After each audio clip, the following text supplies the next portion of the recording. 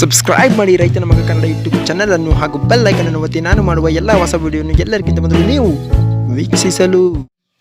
ಎಲ್ಲರಿಗೂ ನಮಸ್ಕಾರ. ನಾನು ಪ್ರಕಾಶ್ ನಿಮಗೆಲ್ಲ ರೈತನ ಮಗ ಕನ್ನಡ ಯೂಟ್ಯೂಬ್ ಚಾನಲ್ಗೆ ಸ್ವಾಗತ. ಫ್ರೆಂಡ್ಸ್, ನಾನು ಕೆಲವು ದಿನಗಳ ಹಿಂದೆ ಒಂದು ವಿಡಿಯೋನ ಅಪ್ಲೋಡ್ ಮಾಡಿದ್ದೆ. How to do onion nursery ಅಥವಾ ಈರುಳ್ಳಿ ಸಸಿಯನ್ನು ಯಾವ ಥರ ರೆಡಿ ಮಾಡೋದು ಅಂತ ನಿಮ್ಗೆ ತೋರಿಸ್ಕೊಟ್ಟಿದ್ದೆ. ಸೊ ಇವತ್ತು ನಾನು ಆ ಸಸಿ ಯಾವ ಥರ ಬೆಳವಣಿಗೆ ಆಗಿದೆ ಅಂತ ನಿಮ್ಗೆ ತೋರಿಸ್ಕೊಡ್ತೀನಿ. ಹಾಗೂ ಫ್ರೆಶ್ ಸೀಡ್ಸ್ ಮತ್ತು ಸ್ಟಾಕ್ ಸೀಡ್ಸ್ ಹಾಕೋದ್ರಿಂದ ಬೆಳೆ ಯಾವ ಥರ ಡಿಫ್ರೆನ್ಸ್ ಇದೆ ಅಂತ ಅದನ್ನು ಕೂಡ ನಾನು ನಿಮಗೆ ತೋರಿಸ್ಕೊಡ್ತೀನಿ. ಸೊ ಅದಕ್ಕಿಂತ ಮುಂಚೆ ನೀವಿನ್ನು ನನ್ನ ಯೂಟ್ಯೂಬ್ ಚಾನಲ್ ಹೊಸದಾಗಿ ನೋಡ್ತಾ ಇದ್ದೀರಿ ಅಥವಾ ನನ್ನ ವಿಡಿಯೋನ ಹೊಸದಾಗಿ ನೋಡ್ತಾ ಇದ್ದೀರಿ, ನನ್ನ ಚಾನಲ್ ಸಬ್ಸ್ಕ್ರೈಬ್ ಮಾಡಿ. ಸಬ್ಸ್ಕ್ರೈಬ್ ಮಾಡೋದಕ್ಕೆ ಯಾವುದೇ ಥರ ಅಮೌಂಟ್, ಯಾವುದೇ ಥರ ದುಡ್ಡು ನೀವು ರಿಚಾರ್ಜ್ ಮಾಡಿಸ್ಕೋಬೇಕಾಗಿಲ್ಲ. ನಿಮ್ಮ ಇಂಟರ್ನೆಟ್ ಫ್ರೀ ಇದ್ದರೆ ಸಾಕು. ನನ್ನ ಚಾನಲ್ ಫ್ರೀಯಾಗಿ ಸಬ್ಸ್ಕ್ರೈಬ್ ಮಾಡಿ. ನಾನು ಮಾಡುವಂಥ ಎಲ್ಲ ವಿಡಿಯೋವನ್ನು ಎಲ್ಲರಿಗಿಂತ ಮೊದಲು ನೋಡಬೇಕಂದ್ರೆ ಬೆಲ್ ಐಕಾನ್ ಒತ್ತಿ ಹಾಗೂ ವಿಡಿಯೋ ಲೈಕ್ ಮಾಡಿದ್ದೀನಿ ಅಂತ ಹೇಳ್ತಾ, ಸೊ ಬನ್ನಿ ಫ್ರೆಂಡ್ಸ್, ವಿಡಿಯೋ ಸ್ಟಾರ್ಟ್ ಮಾಡೋಣ. ಸೊ ಇದು ಈರುಳ್ಳಿ ಸಸಿ ಮಾಡಿರೋದು. ಈ ಸಸಿಗೆ ಇವತ್ತಿಗೆ ಒಂದು ತಿಂಗಳಾಗಿರುತ್ತೆ. ಒಂದು ತಿಂಗಳ ಸಸಿ ಇದು. ಈ ಥರ ನಾಟಿಯಾಗಿದೆ ಹಾಗೂ ಈ ಥರ ಬಂದಿದೆ.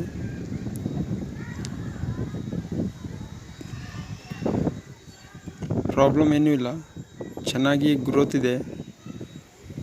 ಈ ಥರ ಮೇಲ್ಗಡೆ ಸ್ವಲ್ಪ ಒಣಗಿದೆ, ಸ್ವಲ್ಪ ಇದಕ್ಕೆ ಎಣ್ಣೆ ಸ್ಪ್ರೇ ಮಾಡಿದ್ದಾರೆ. ನೆನ್ನೆ ಮಾಡಿರ್ಬೋದು, ಮೋಸ್ಟ್ಲಿ ನೆನ್ನೆ ಮಾಡಿದ್ದಾರೆ. ಸೊ ಇದನ್ನೊಂದು 8 ದಿನಕ್ಕೆ ಪೂರ್ತಿ ಹಸಿರು ಕಲರ್ ಬರುತ್ತೆ. ಇನ್ನು ಮೇಲ್ಗಡೆ ಒಣಗಿರೋ ಸಹಿತನೂ ಹಸಿರು ಕಲರ್ ಬರುತ್ತೆ. ಸೊ ಬೆಳವಣಿಗೆಯಲ್ಲಿ ಯಾವುದೇ ಥರ ಒಂದು ಕುಂಠಿತ ಕಂಡಿಲ್ಲ. ಈ ಥರ ಬಂದಿದೆ. ಅದಾದ ನಂತರ ಸ್ವಲ್ಪ ನೀರು ಬಿಡೋದ್ರಲ್ಲಿ ಪ್ರಾಬ್ಲಮ್ ಆಗಿದೆ. ಏನಪ್ಪ ಅಂದರೆ ಸ್ವಲ್ಪ ನೀರು ಜಾಸ್ತಿ ಬಿಟ್ಟಿರೋದ್ರಿಂದ ಸ್ವಲ್ಪ ಕೊಚ್ಕೊಂಡು ಹೋಗಿರೋ ಥರ ಕಾಣ್ತಿದೆ. ಸ್ವಲ್ಪ ನೋಡಿ, ಇಲ್ಲಿ ಬೀಜ ಸೀಡ್ಸ್ ಸ್ವಲ್ಪ ಕೊಚ್ಕೊಂಡು ಹೋಗಿದ್ದಾವೆ. ಹಾಗಾಗಿ ಸ್ವಲ್ಪ ಬೆಳೆ ಅಗಲ ಆಗಿದೆ.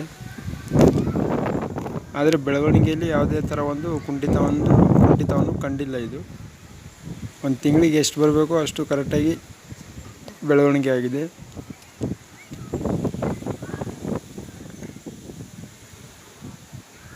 ಎಲ್ಲ ಕಸ ತೆಗೆದು ನೀಟಾಗಿ ಮಾಡ್ಕೊಂಡಿದ್ದಾರೆ. ಯಾವುದೇ ಥರದ ಒಳಗಡೆ ಕಸ ಇಲ್ಲ. ಸೊ ಈ ಥರ ನೀರು ಬಿಡೋದ್ರಿಂದ ಸ್ವಲ್ಪ ಪ್ರಾಬ್ಲಮ್ ಇದೆ ನೋಡಿ. ಸೊ ಇದು ಒಂದು ತಿಂಗಳದ ಸಸಿ ಈ ಥರ ಬಂದಿದೆ. ಸೊ ಇಲ್ಲಿ ನಾನು ನಿಮಗೆ ಸ್ಟಾಕ್ ಸೀಡ್ಸು ಮತ್ತು ಫ್ರೆಶ್ ಸೀಡ್ಸ್ ಹಾಕೋದ್ರಿಂದ ಯಾವ ಥರ ಬೆಳೆ ಬರುತ್ತೆ, ಯಾವ ಥರ ವ್ಯತ್ಯಾಸ ಇರುತ್ತೆ ಅಂತ ಅಲ್ಲಿ ಕ್ಲಿಯರಾಗಿ ತೋರಿಸ್ತೀನಿ. ಇಲ್ಲಿ ನಾನು ಯಾರೋ ಬೇರೆಯವ್ರು ಮಾಡಿದ್ದನ್ನು ನಿಮ್ಗೆ ತೋರಿಸ್ತಾ ಇಲ್ಲ. ಖುದ್ದಾಗಿ ನಮ್ಮ ಹೊಲದಲ್ಲಿ ನಾವು ಮಾಡಿರೋದು, ನಮಗೆ ಎಕ್ಸ್ಪೀರಿಯೆನ್ಸ್ ಆಗಿರೋದನ್ನ ನಾನು ನಿಮಗೆ ತೋರಿಸ್ತಾ ಇದ್ದೀನಿ.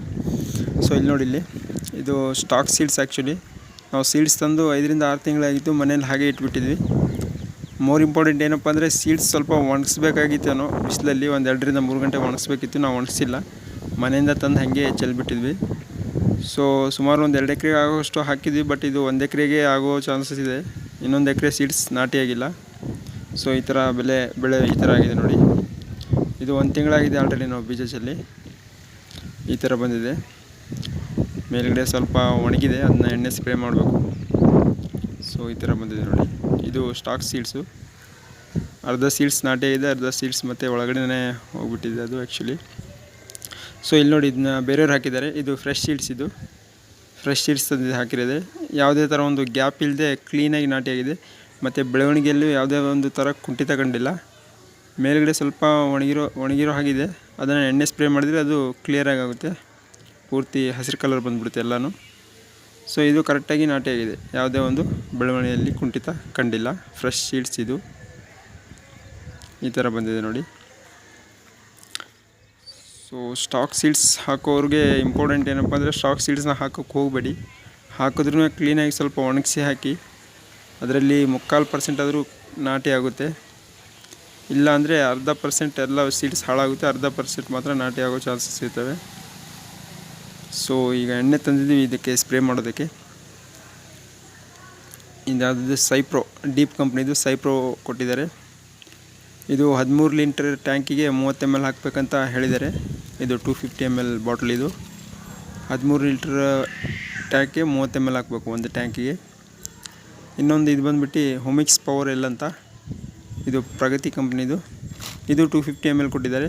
ಇದು 13 ಲೀಟ್ರ್ ಟ್ಯಾಂಕಿಗೆ ಇದನ್ನು ಕೂಡ 30 ml ಹಾಕಬೇಕು ಒಂದು ಟ್ಯಾಂಕಿಗೆ. ಸೊ ಹಾಗೆ ಈ ಕಡೆ ಬಂದರೆ ಇಲ್ಲಿ ಸ್ವಲ್ಪ ಟೊಮೊಟೊ ನರ್ಸರಿ ಕೂಡ ಮಾಡಿದ್ದೀನಿ. ಟೊಮೊಟೊ ಸಸಿ ಇಲ್ಲಿ ನೋಡಿ ಈ ಥರ ಬಂದಿದೆ. ಅದು ಇದು 8ರಿಂದ 9 ದಿನ ಆಯಿತು ಸೀಡ್ಸ್ ಚೆಲ್ಲಿ. ಸಸಿ ಈ ಥರ ಬಂದಿದೆ ನೋಡಿ, 9 ದಿನದ ಬೆಳೆ ಇದು. ಈ ಥರ ಬಂದಿದೆ. ಇದು 1 ಎಕರೆಗೆ ಆಗೋಷ್ಟು ಹಾಕಿದ್ದೀನಿ. ಈ ಸೀಡ್ಸ್ ನಾನು ಬೆಂಗಳೂರಿಗೆ ಹೋಗಿ ತಂದಿರೋದು.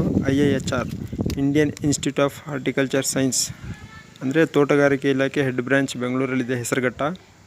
ಹೆಸರುಘಟ್ಟ ಬೆಂಗಳೂರಿಗೆ ಹೋಗಿ ತಂದಿರೋಂಥ ಒಂದು ಸೀಡ್ಸ್ ಇದು.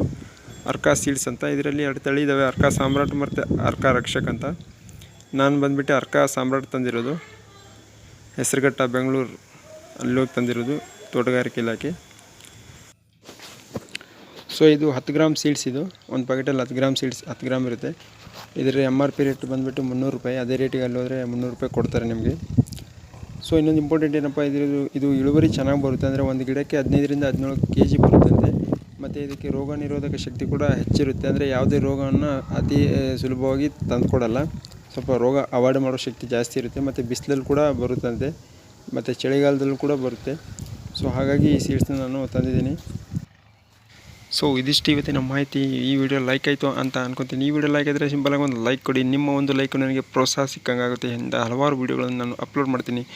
ಹಾಗೂ ಇಂಥ ಕೃಷಿ ರಿಲೇಟೆಡ್ ವಿಡಿಯೋ ನಿಮಗೆ ನೋಡಬೇಕು ಅಂತ ಇಂಟ್ರೆಸ್ಟ್ ಇದ್ದರೆ ನನ್ನ ಚಾನಲನ್ನು ಸಬ್ಸ್ಕ್ರೈಬ್ ಮಾಡಿ ಹಾಗೂ ಬೆಲ್ ಐಕನ್